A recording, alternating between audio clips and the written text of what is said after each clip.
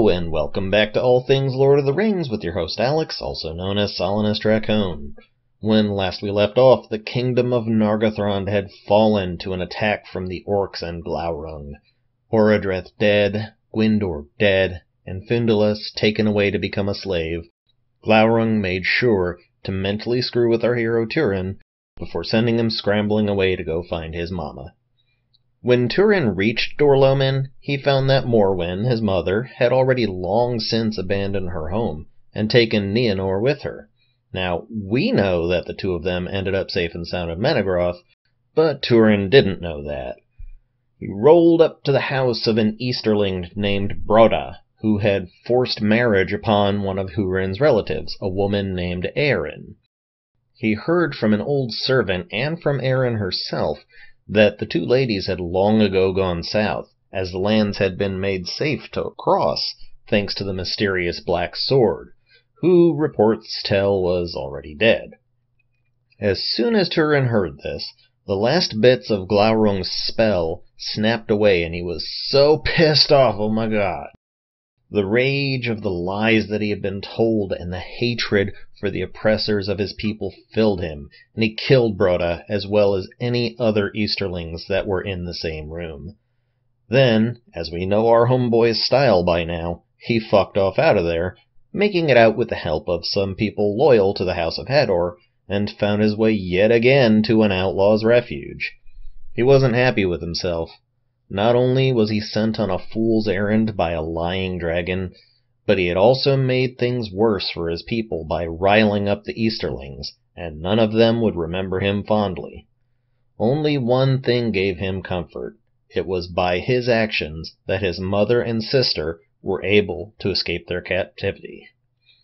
He decided then and there that he had at least done one good thing, and it would be better for all concerned if he just stayed the hell away from everyone else.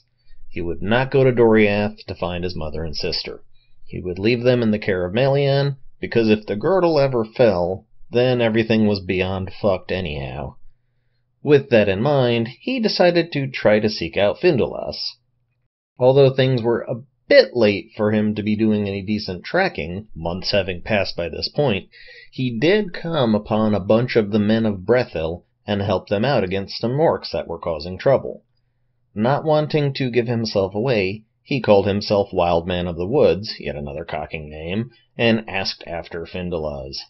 The Brethilese said that yeah, they did come upon and slaughter a band of orcs who had some captives, but that the orcs decided to kill those captives one and all, and Findulus in particular was pinned to a tree with a spear. Her last words had been, "Tell the Mormegil that Findulus is here." And the men had buried her nearby, naming her gravesite Haud en Elef, the Mound of the Elf Maid. No lewd thoughts! Turin asked to be taken there, and when they brought him, he fell to his knees in another anguished, comatose pout. The men saw his sword, and figured out pretty quickly who he was, and they decided to take him to their home. Their home was a well-set-up fortress called Efel Brandir, upon the hill of Amen Obel. There, the leader of these people, Brandir, after whom the fortress was named, saw the darkness surrounding Turin, and though he had his reservations, he wasn't about to let someone like the Mormegil stay like this.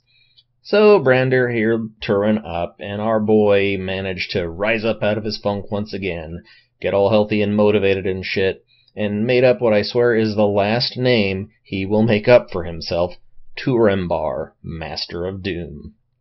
He begged the people there to forget anything else about him, forget that he was new here, just to please let him live with them as if he had always done so.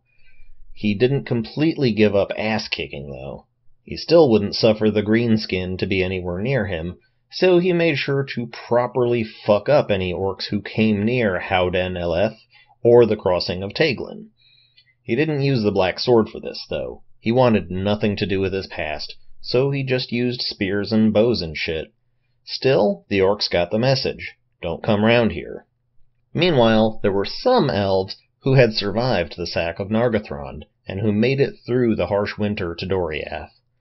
There, they told Thingol all about what happened, but there were some conflicting stories. While everyone agreed that, oh yes, there definitely was a dragon there, about Mormagil, they said things like, oh, he's dead now, or actually the dragon bamboozled him and he's just standing there like a living statue. One thing everyone agreed on was that Mormagil was definitely Turin, son of Hurin, yes indeed. Morwen took the news pretty poorly. She wouldn't listen even to Melian, and rode the hell out of Doriath, searching for any news about her son, whether he was alive or dead, just to find out the truth. Nienor was told to stay the hell behind, but when Thingol sent Mablung with some people out to try and find Morwen, either to bring her back or to help her, our girl disguised herself and went with the posse. They eventually caught up with Morwen on the banks of the river Sirion and tried to talk her into coming back, but Mama wouldn't have it. Nienor got found out then and there, and she also refused even her mother's orders to GTFO. So, with nothing to be done about it, everybody pressed on. They got all close and such to the river Narog, trying to be stealthy, but Glaurung saw them coming from a long way off, and just charged the fuck out, jumping into the river and creating a massive, foul, stank, steamy fog that just screwed up everyone's perception stat. While the guards tried to get Morwen and Nienor the hell out of there the moment they saw the dragon coming, all the stench fog had riled up the horses, and the ladies got tossed out of the saddle. Nobody in Doriath ever heard from Morwen again, but Nienor had managed to keep her faculties about her. She got up and tried to find Mablung, but what she found instead was Glaurung, waiting for her with his head resting on a hilltop, just chillaxing all mellow there. And Glaurung loved him some messing with people when he could get it. He did another bamboozle upon our poor girl, and finding out who she was, decided he would have some fun and just completely wipe out her memory. Like, seriously, nothing left up there. Not who she was, not where she had come from, not who any of her friends were, hell, not even how to speak right. Job done, another good day for Glaurung, off he went back to his riches. When Mablung did finally find Nienor, she was positively vegetative. She couldn't even move on her own, so they had to lead her away by hand. They got close to Doriath, but Nienor's addled brain had decided it was nap time, which frankly sounded pretty good to the elves too, so they all hunkered down to try to get some sleep. Just as they were resting, a bunch of orcs attacked the camp, and Nienor's vegetable state dropped enough for her to recognize danger. She ran the hell out of there while the orcs gave chase, stripping off all of her clothing as she ran, until she was naked, just running like a wild girl in the woods.